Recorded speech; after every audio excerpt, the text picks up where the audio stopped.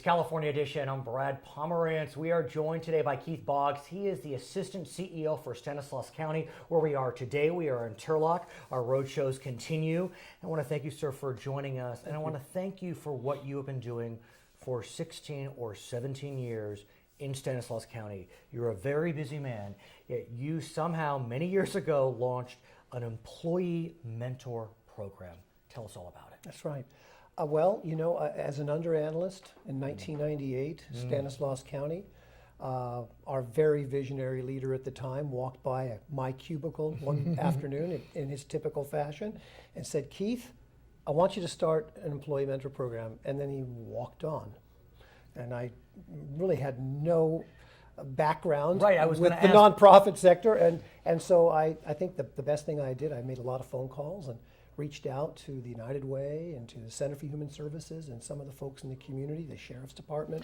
And to say that you are committed to this could only be described as an understatement. Yeah. Just a quick anecdote. Before we walked in, I saw you speaking with one of my colleagues, Lisa Ludovici in Government Affairs.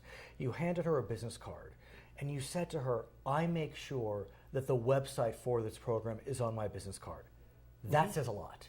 It means a lot. It says You a gotta lot. And the walk the website talk. is, by the way, employeementors.com. I'm glad you know it.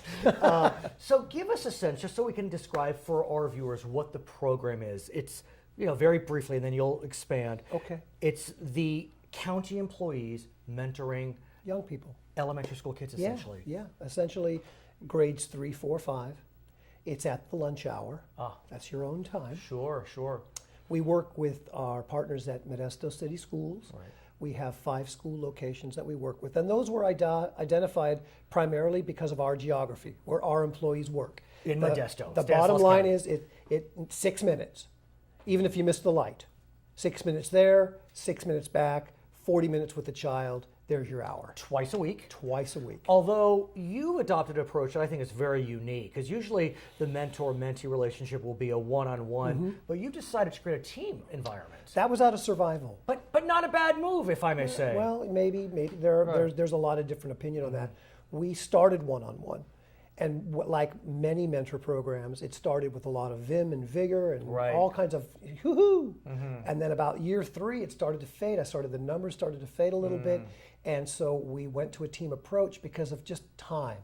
And what happened with that, very interestingly, it started to create a very, very connected nuance between the levels of our organization. We have teams of up to 3 that have a board of supervisor, a mid-manager, a line staffer on one team. So not only is a child getting the perspective of 3 county employees, but those 3 county employees that maybe would never meet are now connecting with one another. You cool just stuff. said that a board of supervisor, meaning A couple of them.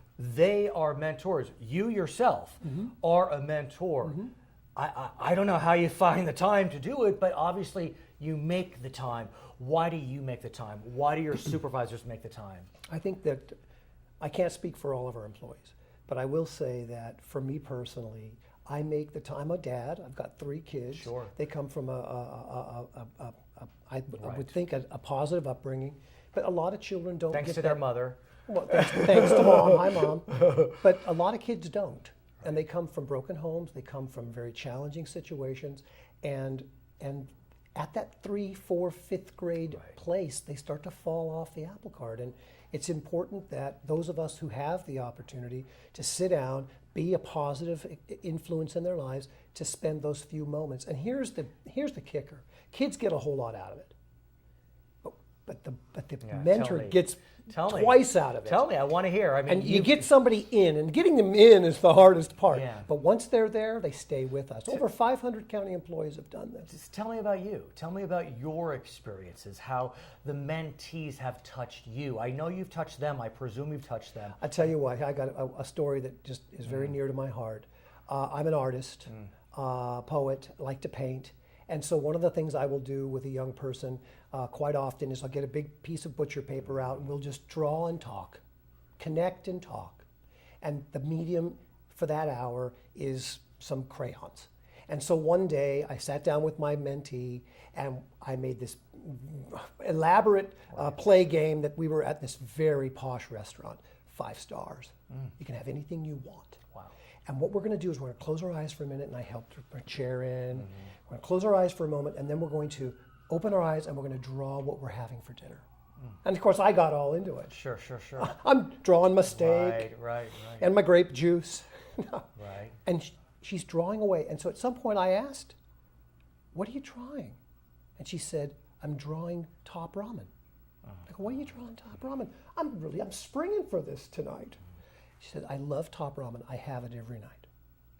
It's those subtle moments when you realize, oh my gosh, the experience that some of these kids have they're powerfully concerning. And let's talk about that as a metaphor, because this is Stanislaus County, which is bouncing back beautifully, but it's undeniable the whole Central Valley struggled in the early part of this decade. So I have to think, maybe not in 2014-15, but when you were mentoring in 2009 and 10, 2011 and 12, I bet that story was probably around that era. Yeah. I mean, actually, it was 3 months ago. Oh, which is that says it all. That we're still, we're in a bounce back, but it's still going to take. I was concerned as we went into that economic dip those several years ago. I was concerned that the numbers of employee participants would wane, because we lost a lot of employees with downsizing and just dealing with that strategically, and people were taking on more and more at work, and I was very concerned that they'll need that time to charge batteries at lunch, run an errand, and it was completely the opposite. But what do you do at that moment when that young girl says, "I have top ramen every." What do you do? I mean, I speak for a living, and I don't know what I would say. You start by empathizing. Right. I think the next step I took the following week was to ensure that the gifted lunch or the free and reduced lunch program that is available at the schools was something that she was utilizing. Had she been? I believe she had, but I'd not ever seen her at the actual physical eating the lunch. Right. You can't. There's an ethical line. I know that's that true. You can't cross. No, I know that. It's not my place. Can you speak with the parents? I mean, absolutely. In fact, in January is National Mentor Awareness Month. Of course. We hold an annual celebration of our kids and our electeds and our employees and everyone involved. We invite education, everyone, and we encourage parents and siblings to participate. And we're silly, and we give a lot of silly stuff. Right. It's a very highbrow affair, cardboard pizza and plastic salad. Perfect. But the kids love it. The kids love it. We have a great keynote. Jim Cooler, Friday Night Live. Right. Great guy. Let me ask you, now that you've been doing it for a generation, essentially. 16 years. 17th year starts January 1. Which is wonderful. Tell me what has happened throughout the almost 2 decades. Have you seen some of your mentees? I would presume this is a tight-knit community. Yeah. How are they doing? Any sense? Yeah, a couple of them have gone into law enforcement, public health. I had an experience just a few years ago where I was in a sandwich shop, and a young man recognized me, and he was one of my very early mentors or proteges. So it happens. Yeah, we get lots of interesting stories.